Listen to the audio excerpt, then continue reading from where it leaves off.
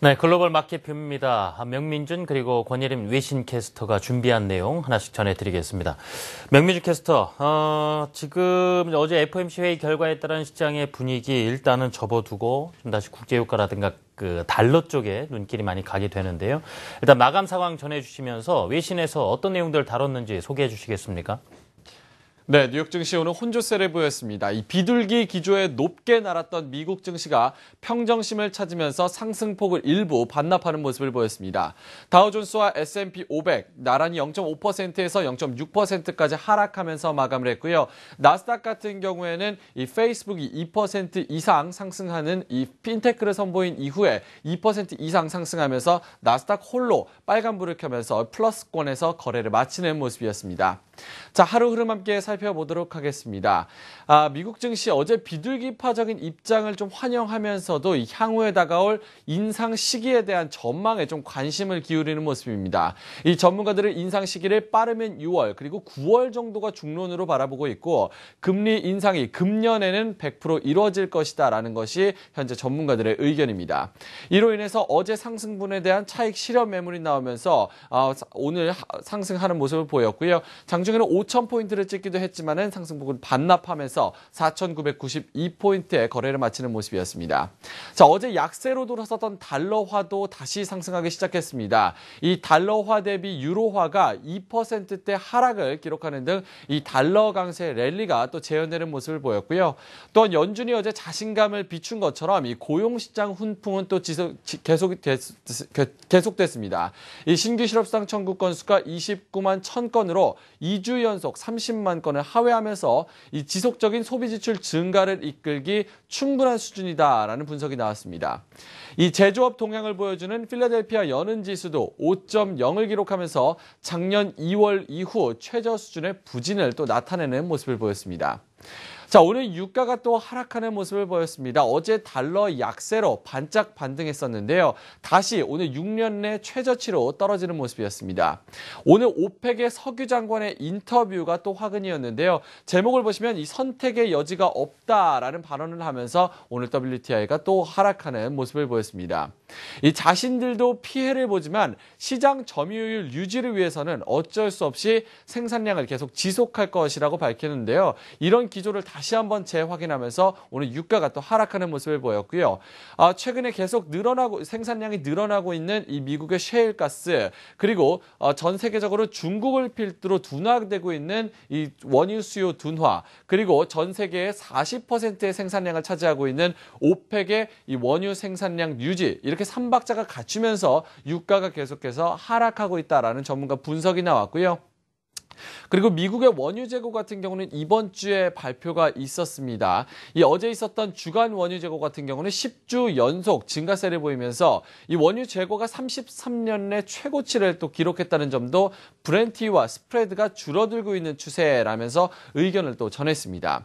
자, 시티그룹 같은 경우는 이 재고가 현재 치명적인 수준으로 높게 형성되어 있는 것이 이 미국 GDP에 결국 둔화세를 불러일으킬 것이다라는 의견을 전했는데요. 어제 달러 약세로 잠깐 반등했던 WTI 앞으로도 하락 추세는 계속 이어질 것이라는 것이 전문가들의 의견이 쏟아지고 있는 상황입니다. 네, 유가에 대한 외신 내용 전해드렸고요. 지금 유럽 증시 같은 경우는 이제 EU 정상회담에 대한 관망세가 드러났다는 얘기가 나왔습니다. 권예림 캐스터가 이와 관련한 역시 그리스 문제겠죠? 전해 주실까요?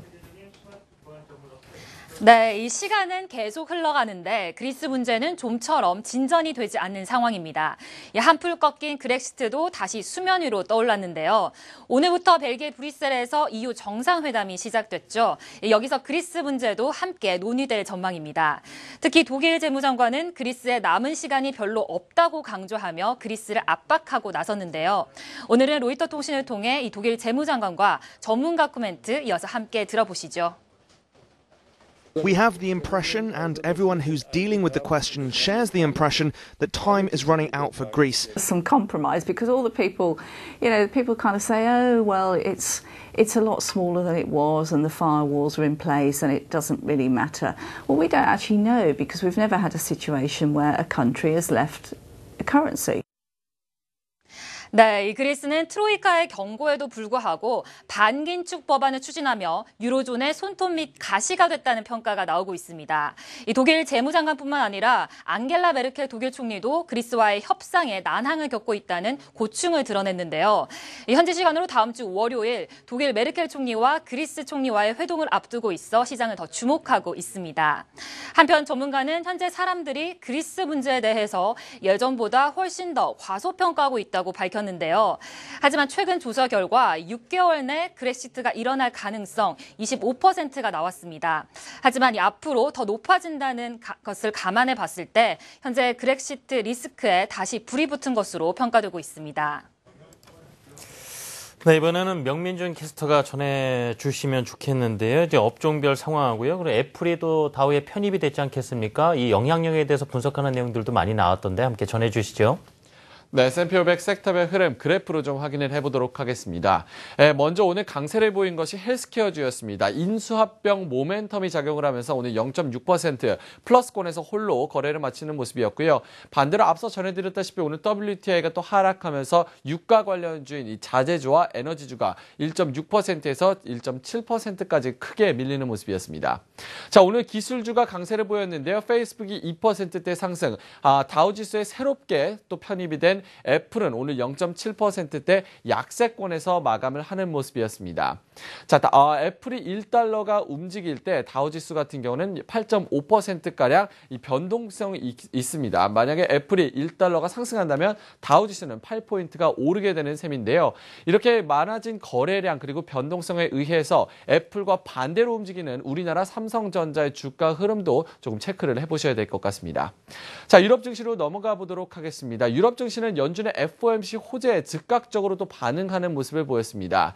이 범유럽 지수의 스톡스 600 같은 경우는 15년 내 최고점을 경신을 했고요. 프랑스는 강보합권 0.07% 상승, 최근에 고공행진을 펼치던 독일 증시 같은 경우도 0.2% 약보합권에서 거래를 마쳤습니다.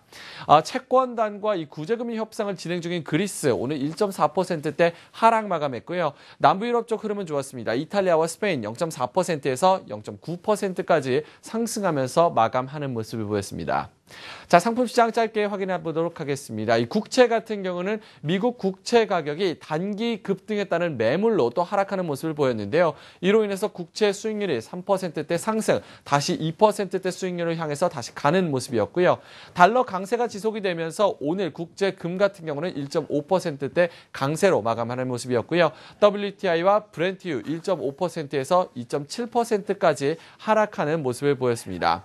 자, 오늘 달러 강세가 또 계속 지속이 된다고 말씀을 드렸습니다. 달러 인덱스가 어제 98레벨대에서 오늘은 99레벨대 중반까지 치솟는 모습이고요. 다시 이 100포인트를 향해서 달려가는 모습입니다. 엔달러 환율도 현재 120엔대 후반까지 치솟는 모습에서 움직이고 있는 상황입니다. 네, 그렇군요. 자, 투자자들에게 도움이 될 만한 SNS 어떤 내용들이 있을까요? 권일임 캐스터 전해주시죠. 네, 어제 미국의 금리 인상으로 향하는 발판은 마련됐지만 이제 시장은 언제 어떤 식으로 미국의 금리 인상이 이루어질지 주목하고 있습니다. 이 블랙록의 릭 리에더 채권부문 수석 투자 담당자는 어제 연준의 성명서에서 인내심이란 단어가 삭제되면서 유연성을 선보인 동시에 옐런이 여러 번 신중을 기하겠다는 입장을 보였다고 강조했습니다. 이렇게 금리 인상은 6월보다 9월에 할 가능성이 근소한 차이로 크다는 의견을 내놓았는데요.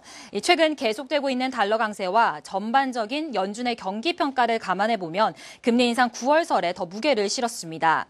한편 오른쪽 화면에 카툰 보시면 옐런 빌라로 가는 표시판이 있습니다. 왼쪽 화살표는 페이션트, 오른쪽 화살표는 임페이션트라고 적혀 있죠. 그 앞에서 한 사람이 어디로 가야 할지 어리둥절한 모습을 보이고 있습니다. 네, 어제 옐런 의장이 성명서에서 페이션트, 즉 인내심이라 문구를 제거한 것이 그 반대말인 임페이션트, 즉 조바심을 의미하진 않는다고 밝혔죠. 이 앞선 카툰 보셨던 것처럼 일부 전문가들은 옐런의 입에 기준금리 동향을 예측하는 방법이 기존보다 더 애매모호해졌다는 지적도 제기하고 있습니다. 네, 다음 투입 보시겠습니다. 오늘 애플이 다우지수에 새롭게 합류했습니다. 하지만 애플은 오늘 다우지수에 따라 약세를 보였죠. 이 애플은 시가총액이 아닌 주가의 가중치를 두고 있기 때문에 4.7%인 5번째로 다우지수에서 높은 비중을 차지하게 됐습니다. 이 최대 글로벌 기업 애플이 다우지수에 편입되면서 미국 증시의 첨단 IT 산업의 성장세를 반영하겠다는 의미로 전문가들은 해석하고 있는데요. 애플은 AT&T를 밀어내고 이 다우에 새롭게 들어오면서 이 애플의 시가총액이 AT&T의 4배에 달하는 것으로 나왔습니다. 이 당연히 애플의 파급력은 더 클 수밖에 없겠죠.